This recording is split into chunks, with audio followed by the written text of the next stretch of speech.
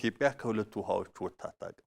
አባይ ወንዝ ለዘመናት የችግሯ የታሪኳ በኢትዮጵያ የታሪክ ጥፋቶች አይተ ከሆነ የአባይ ጂኦፖለቲካ በተለይ ደግሞ በግብጽ የተመሩና በግብጽ ወዳጆች የተመሩ ጣልቃ ገብነቶች ወይም የሴራ ጂኦፖለቲካ ያለበት ነው። የኢትዮጵያን ዋናና የታሪክ ጥፋቶች ከመረመር ሁለተኛው ደግሞ የቀይ ባህር ጂኦፖለቲካ ነው። ስለዚህ ላለፉት ጥቂት ዓመታት ግን 2-3 አስርት ዓመታት ግን ከዚህ ከቀይ ባህር ርቃለች። ያም በሴራ በእነዚሁ በአባይ ፖለቲካ ተዋናይ የሴራ ፖለቲካ ከቀይ ባህር እንድንርቅ ተደርጓል። በአባይ መንገድ ይቀጥላል ብዬ አላስብም።